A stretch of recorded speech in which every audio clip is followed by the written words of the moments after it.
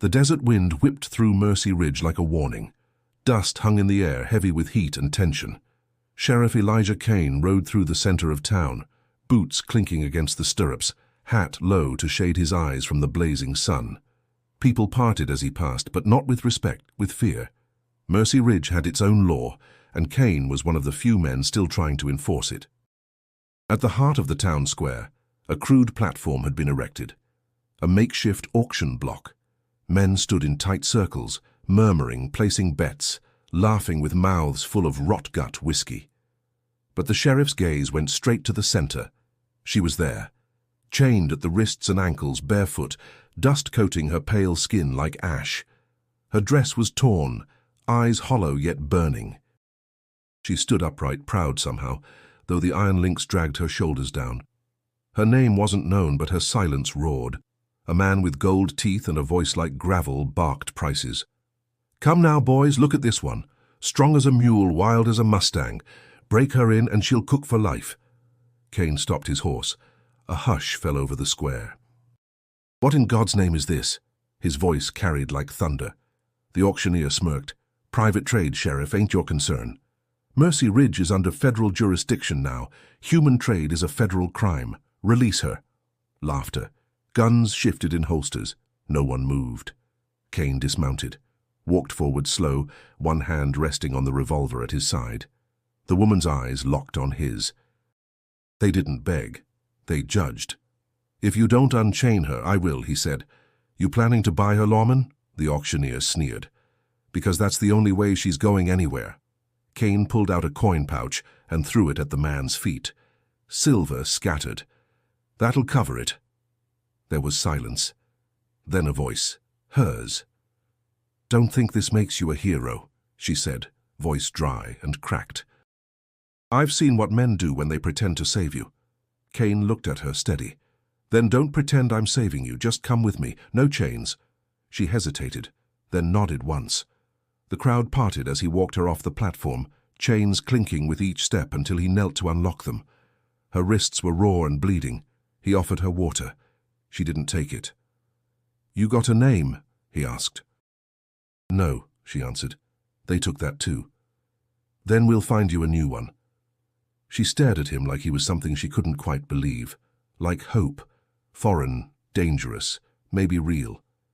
If this story already gripped your heart, don't forget to subscribe for more unforgettable tales from the Old West. The crowd began to disperse, muttering under their breath. Kane's presence made people uneasy, not because they doubted his skill with a gun, but because he reminded them of a law they had long abandoned. Mercy Ridge had made peace with its darkness.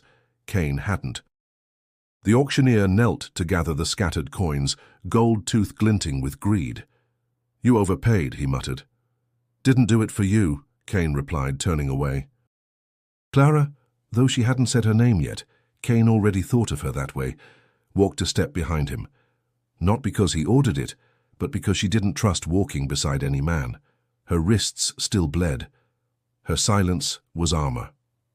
Back at his office, a squat brick building with faded stars above the door, Kane handed her a towel and pointed to the basin in the corner. "You can wash. I'll be outside." She watched him, cautious. The door clicked shut. She tested the knob. Unlocked. She could run. She didn't. When he returned, she was sitting at the edge of the cot, arms wrapped around her knees, face clean, but eyes still hollow.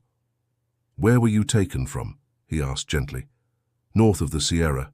Wagon train. My father. They shot him first." He nodded, didn't push. "They kept the young ones, sold us in pairs. I bit a man's ear off, that's why they chained me separate." There was pride in her voice and pain underneath. "You're safe here," Kane said. "You'll sleep in that bed. I'll be in the chair. I don't need charity." "This ain't charity, it's justice. They broke the law, you didn't." She stood, trembling with fatigue. "You think the law still means something out here?" Kane looked at her for a long time. "I have to." The next day, word spread like wildfire. Sheriff Kane had bought himself a woman. Some said it was about time. Others said he'd gone soft. A group of townsfolk gathered outside his office, half drunk, demanding to see the girl. Kane stepped out onto the porch, coat open to show his badge and gun. "How you want to see her?" he asked. "She's in there, sleeping. You wake her and I swear to God you'll be the one chained next." They backed off, grumbling. No one drew. Not yet. That night, Clara ate by the window, watching the dust settle outside. Kane sat by the fire, cleaning his rifle. "Why'd you do it?" she asked finally. "Why buy me? Because no one else would stop them. That's not a reason." He looked up. "It's the only one I got." She didn't answer, but for the first time she looked at him without hatred. Just silence. Heavy, thoughtful silence. And in a town where justice had long been forgotten, that silence meant something. Something was starting. Neither of them knew what. Not yet. Nights in Mercy Ridge were colder than the desert promised. The wind carried old cries through the broken shutters, and the silence was a weight that hung heavy in every corner. Inside the sheriff's quarters, Clara lay on a folded blanket near the door, curled like someone waiting for a blow. The bed was untouched. Kane hadn't offered it again. She had refused the first time with a glare sharp enough to cut rope. He kept his word, slept in the chair, boots off, gun holstered nearby. Some nights she would catch him murmuring prayers. Not loudly, never for her to hear, but the sound was there, threading through the dark like a whisper of something lost. Each morning she rose before him, cleaned the basin, swept the dust from the threshold, never spoke of it. She needed control over something, even if it was just the floorboards. On the third day, Kane returned from town with a satchel of supplies: canned beans, dried meat, 2 apples, a worn copy of a book, its spine cracked. He placed it on the table without a word. "I don't read," she said. He didn't answer. Just started chopping the jerky, laying pieces into a small pot. That evening he slid a bowl her way. She didn't move. "It's food," he said, "not a bargain." She took it slowly. Her hands shook, but she didn't spill a drop. After the second bite, her eyes darted up to meet his. "This place is too quiet," she said. "Quiet's not always bad. Quiet makes it easy to hear your thoughts. Maybe that's the point." She didn't argue, but her shoulders lowered, just slightly. Later, he lit the lamp and opened the book. His voice was low, even. He read as if he didn't care if she listened. But she did. Not the words. The sound of them. The next night she asked what happened to his wife. "Never had one," he said. Didn't figure it made sense. This life in it doesn't leave much behind. "You're not from here." "No, Missouri." "Why'd you come?" He hesitated. "To stop bad men from doing worse." She almost smiled. Almost. The 5th night, she didn't take the blanket. Instead, she sat at the table across from him and watched the flame in the lamp dance. "I still don't trust you," she said. "I know. But I don't think you're like them." "I'm not." She leaned back, eyes narrowing. "I'm not like them either." "I never said you were." She looked around the small room. Simple, unadorned, but clean. Hers now, at least for the moment. "You still think we'll find me a new name?" she asked. "When you're ready." Silence again. But this time it wasn't heavy. It was waiting. Something was changing. Slowly, quietly. Like dawn pushing at the edge of night. It started with a bullet through the church door. Father Merrill found it lodged in the altar, a warning wrapped in silence. The next morning, Kane found the preacher waiting outside the jailhouse, hat in hand, mouth set in a grim line.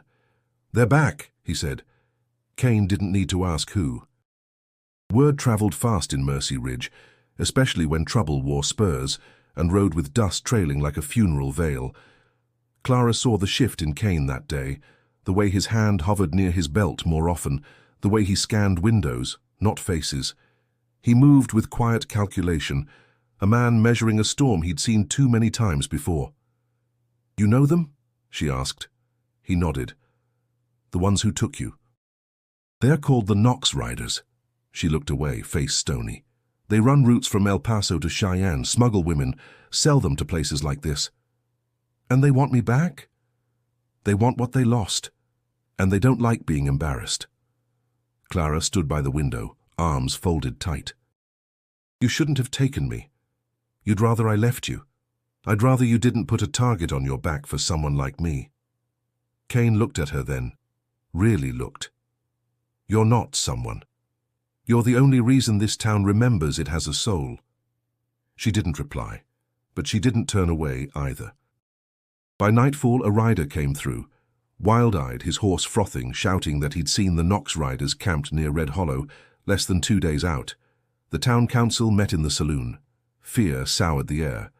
Some wanted to hand Clara over. "It ain't personal," one said. "It's survival." Kane stood without speaking. Then he unpinned his badge and slammed it onto the table. "You want to trade her for peace, you'll do it without a sheriff." Nobody answered, nobody moved. That night, Clara didn't sleep. She sat sharpening a blade by lantern light, the same one she'd hidden in her boot back on the wagon trail. Kane entered quietly. "You plan to run?" "No," she said. "I plan to help." "You know how to shoot?"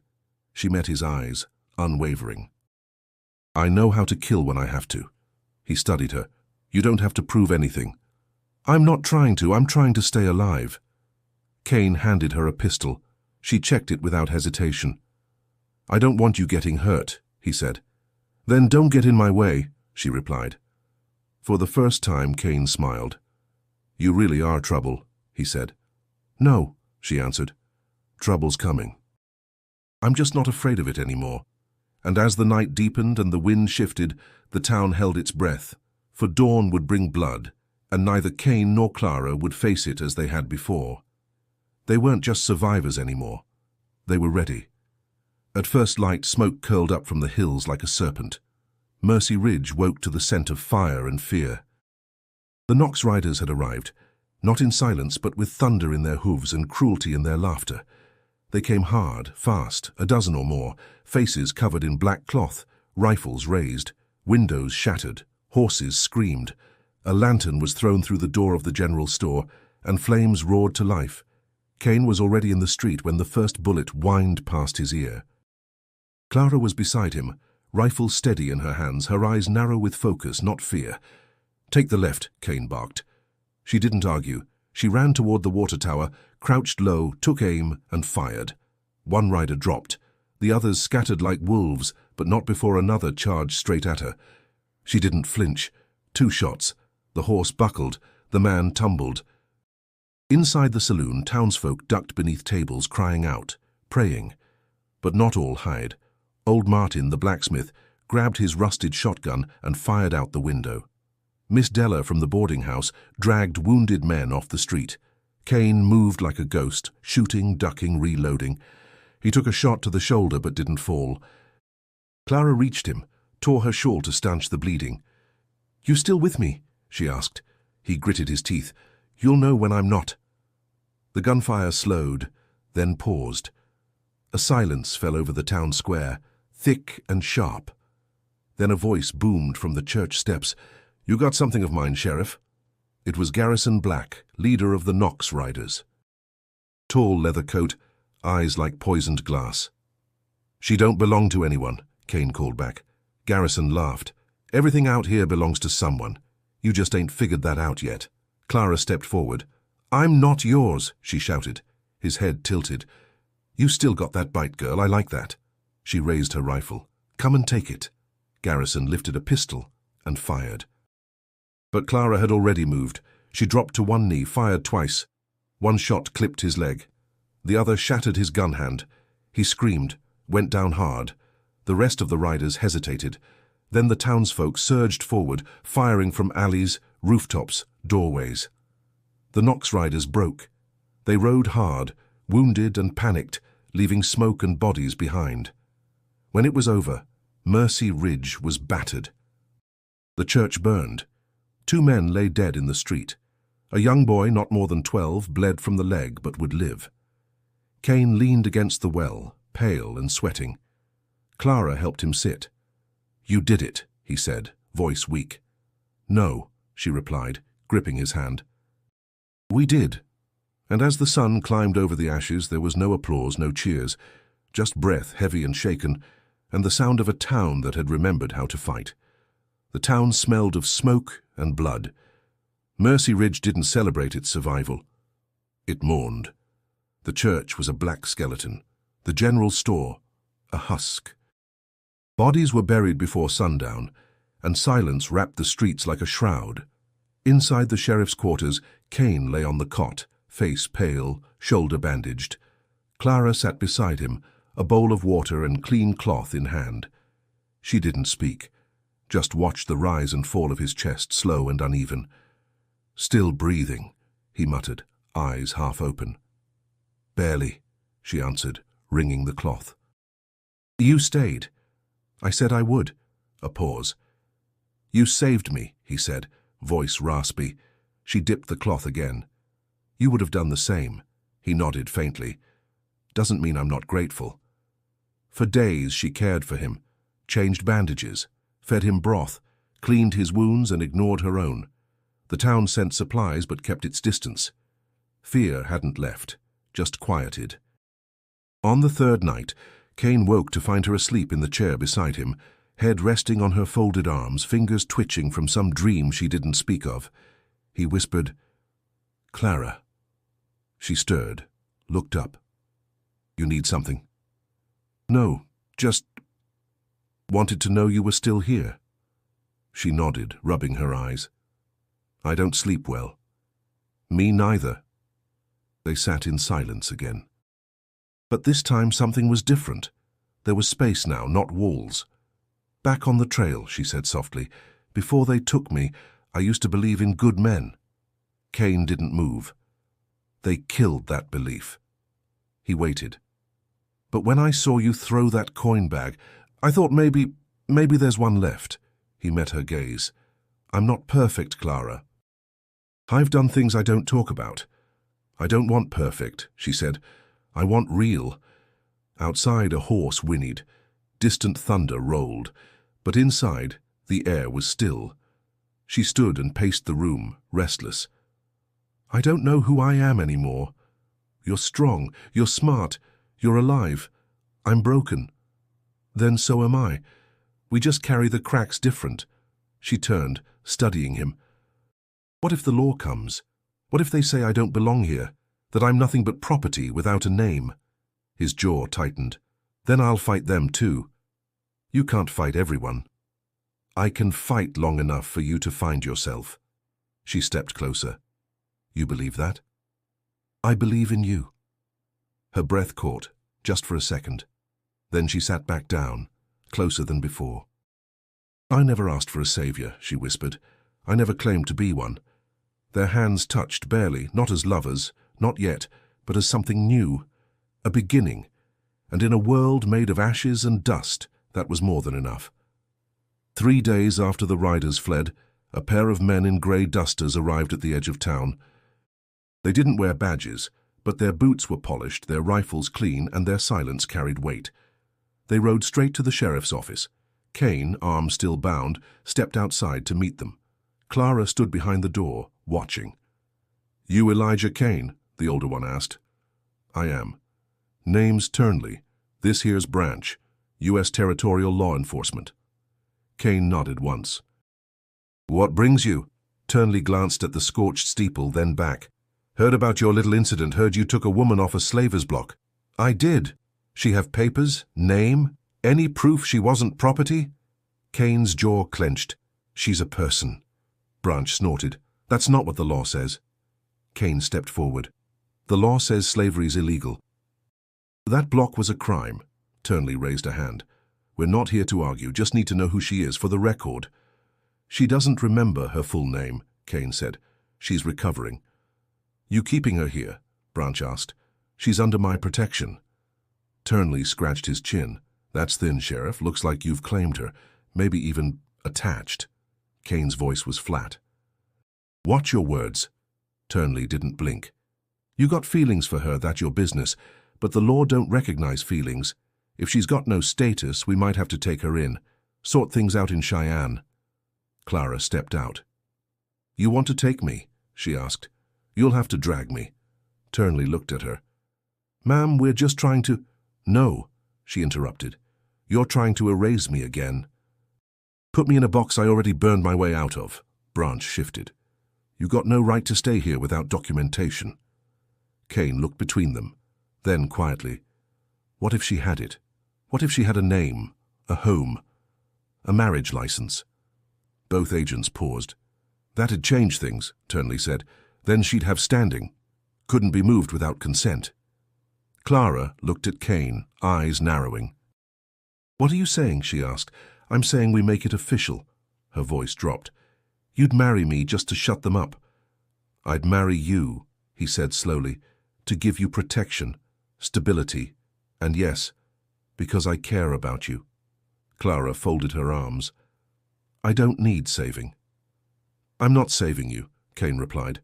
I'm offering you a place that can't be taken away. She stared at him. The agents waited in silence. Finally, she said, And if I say no? You'll still have my protection, Kane said, but they won't stop coming. Turnley stepped forward. We'll give you 2 days. After that, we'll need something on paper. They left without another word. Kane turned to Clara. I didn't mean to push you. She studied him, voice cold. You didn't. But you sure surprised me. And though she walked back inside alone, her heart was loud with questions she couldn't yet name. The morning came quiet, the kind of stillness that settles only after something is broken. Clara stood by the cracked window, arms crossed, watching the horizon. Kane hadn't spoken since the agents left. Neither had she, but silence wasn't avoidance, not this time. It was thought, slow and deep. She turned to him. You really mean it? He looked up from the desk. I do. You don't even know everything about me. I know enough. I know who you are now. Clara stepped forward. I'm not soft. I've done things I regret. I've hated Elijah deeply. He rose. So have I. This isn't about perfection. It's about standing together when the rest of the world tries to rip you apart. She stared at him, breath shallow. And you'd put your name next to mine for that? I'd put my life next to yours. Her eyes welled, but no tears fell. She hated tears. Instead, she nodded once. Then let's do it, not because we have to. Because I believe you. The chapel was mostly ash and soot, but the front wall still stood, scorched cross barely clinging to the beam. Father Merrill cleared the rubble enough for a space. The townsfolk didn't gather. No dresses, no flowers, just Kane, Clara, and the preacher. Clara wore her only dress, mended at the seams. Her hands were clean, steady. Kane wore his badge. Not because it was official, but because it had come to mean something between them. Merrill opened his Bible, voice low and even. Elijah Kane, do you take this woman? I do. Clara. He paused, then asked, Do you wish a new name, child? She looked at Kane, then at the preacher. No. I want to keep the name they tried to bury. Merrill nodded, then said, Do you, Clara, take this man to be your husband? She didn't hesitate. I do. He pronounced them, gave a quiet blessing. No cheers followed, no music played, but something sacred passed between them, in the stillness, in the truth. Clara turned to Kane. You sure you don't regret it already? She teased, lips twitching. Only that we didn't do it sooner. They walked out side by side. The sun had broken through a crack in the clouds. A soft light spilled over Mercy Ridge, gilding the ruin. Clara took his hand. I called no man husband, not ever. But now, he looked at her, now I call you mine, before God, before this town, before whatever comes next. He didn't answer. He only pulled her close, touched his forehead to hers. No promises were made about forever, just today, just this moment. And for two people who'd walked through fire, that was enough. Weeks passed, and the scars of fire faded into wood and stone once more. Mercy Ridge, for the first time in years, began to breathe like a living thing. The saloon reopened. The blacksmith's hammer rang out again. Children laughed in the dust. And at the center of it all stood Clara Kane. She didn't just survive, she shaped. At the sheriff's office, she greeted strangers with a steady gaze, held a rifle without apology, and kept a ledger of every visitor who came through town. The badge might have been on Kane's chest, But the order in Mercy Ridge was hers too. Women began to seek her out. The first was a bruised girl from north of Red Bluff, then another, pregnant, silent, eyes haunted. Clara didn't offer pity. She offered work, purpose. A room behind the boarding house, a knife if needed. "What are you building?" Kane asked her one night as they shelled beans together. "A place where no one has to run to survive," she said. He smiled.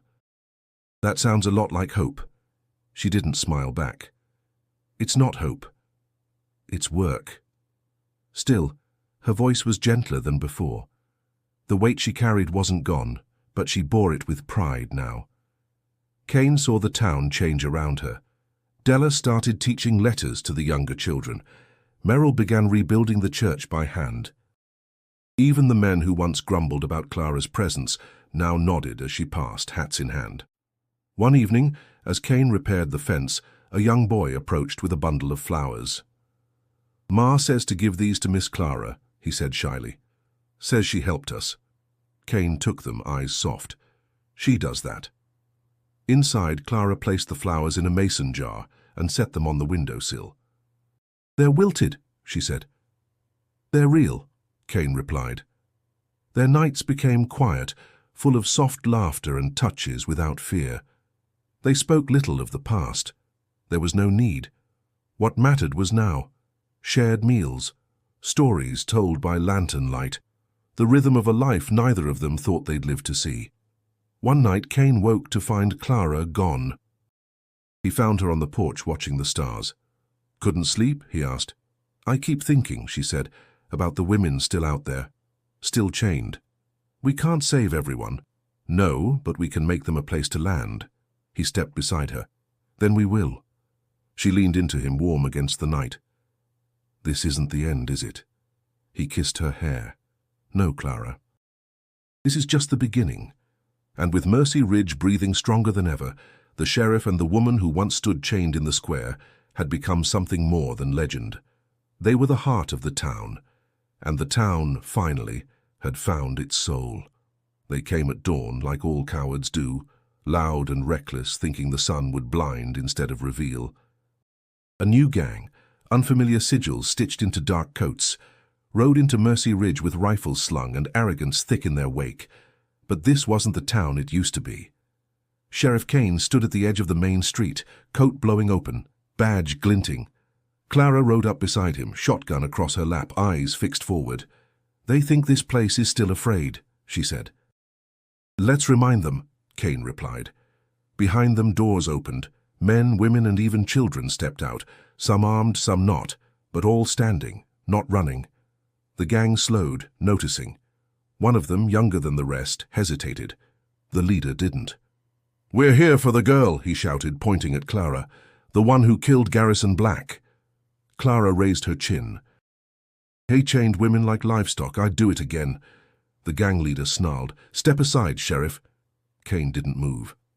"You're not walking out of here if you raise that rifle." "I got 20 men." Kane didn't answer. Clara cocked the shotgun. The boy in the back turned his horse and fled. 2 more followed. The gang's confidence cracked. "I ain't warning you again," Kane said.